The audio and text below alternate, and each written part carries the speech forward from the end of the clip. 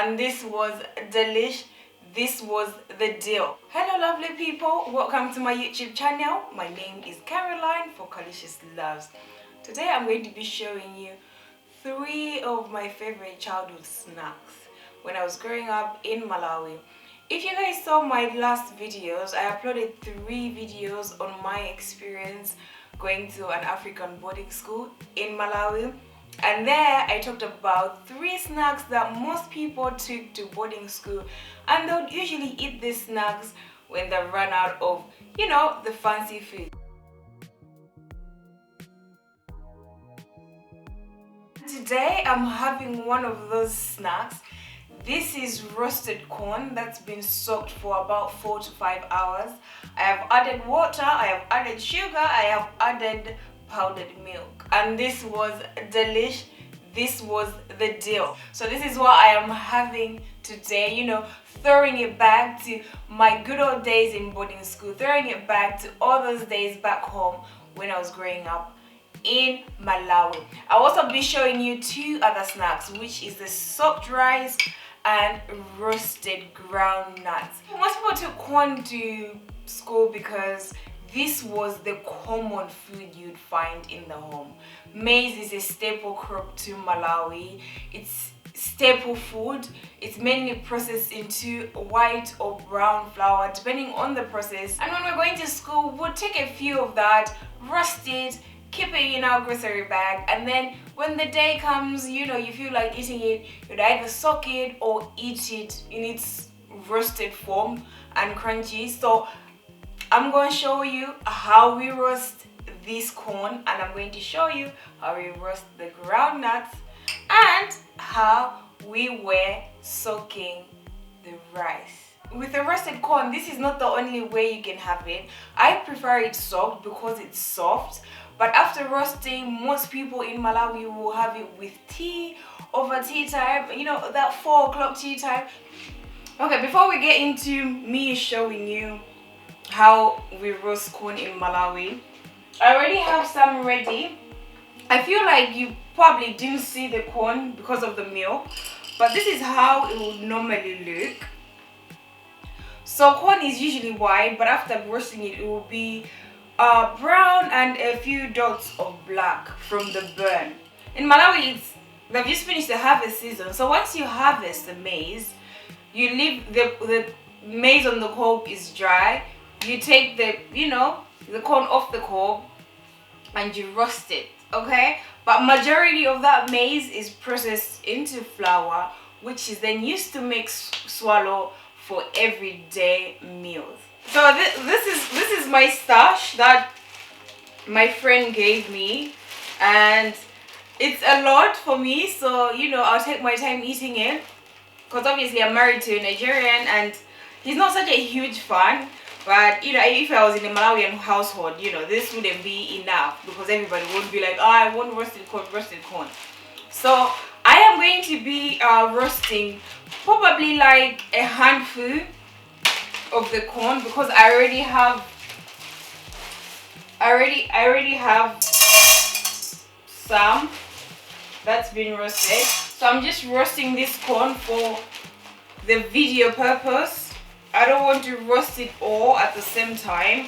I want to be able to use it for something else if I decide to do so. So depending on how much corn you're roasting, I would advise that you roast in smaller batches. That way it's roasted evenly. And this is the kind of snack where you have to pay attention. You just can't leave it on the fire. It's like leaving popcorn and then going away and coming back. What happens? It burns. So this is normal corn. I'm going to be using a wok. I don't want to use my frying pan because this is easier. The cooking time should take about 15 minutes. So you have to constantly be shaking your wok, or if you don't want to shake it, you can use a wooden spoon to turn it around. Or most of the times when we're back home, we use our hands. You're like, yes.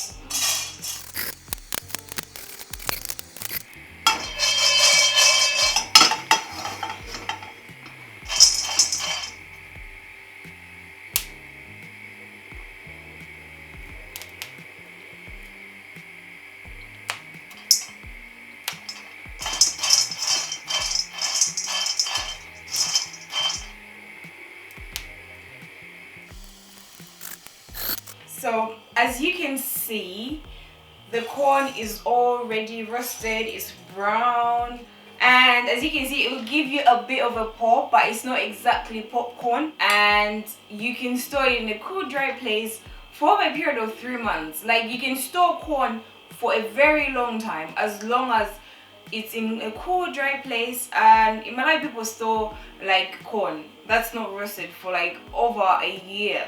So this really was the deal back in the day. Very crunchy. You know, your teeth better be ready for this. That's why I like this soft. Now we're going to move on to the groundnuts. This was the perfect combo for 4 o'clock tea. When I was young, when we go out to play, you know, after school, once you know 4 o'clock is almost upon us, you'll be like, sorry guys, got to go, because you know 4 o'clock tea is waiting. So this groundnuts was actually the perfect combo. Like, even when you have groundnuts with tea, with milk, and my favorite way of roasting these nuts is by adding a salty solution. That way it gives it, you know, a slightly salty taste. You can bake these in the oven, or you can roast them over the gas cooker, depending on what you like. I prefer doing just over the gas cooker because it's quicker. But if you want an even roast, oven bake is also a great way of doing that. Cooking time should take you about 7 minutes, depending on how much you have in your pan. I'm going to be using a wok again, and I tried to roast my nuts or maize in batches. That way it's roasted evenly and does not take so long.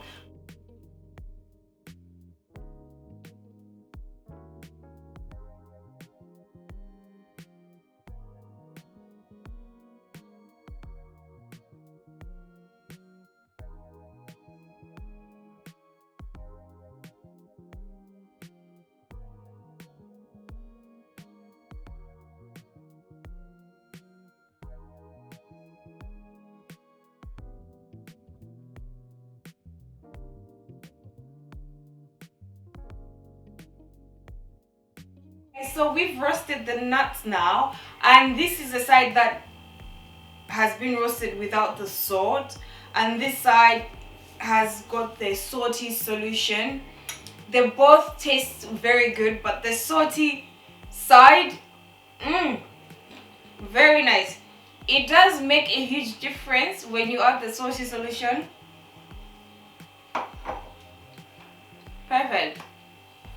I usually like to have the skins of my groundnuts on, but if you don't want to have the skin on, all you have to do is rub it in between your hands and the skin will come off. Or if you want to do it one by one, just sort of like twist your fingers, like twist the peanut in your fingers, and it will come off and you will have the skin off. Sometimes people would also add the groundnuts to the soaked corn, you know, just to make it rich and make it... In boarding school, people always come up with all these ideas, like you mix things. There's a lot of combinations going on. So people would add it to the soaked corn, or sometimes they would have it on its own with a solution of sugar and milk. This was the go-to milk. You know, if this rings any memories for you, give this video a thumbs up, comment below, let me know all the memories that it's bringing back. Okay, so my final snack is soaked rice. This rice has been soaked for 5 hours, so it can be really soft, because I don't want to, you know, give my teeth a job to do, like a hard job to do. So I've soaked this for 5 hours. It was a handful, and it's quite filling when it's soaked. So I would probably recommend just a handful if you want to have it out in one go. You can add sugar and milk, similar to the soaked roasted corn. Another way of having this, which is really nice, perfect, using a mortar and pestle to make this into a paste. Okay guys, thank you so much for watching till the end, and if you've not subscribed, please click the red button below and turn on your post notifications so you can see more content from me once it's published. Okay, thank you. Until next time, bye.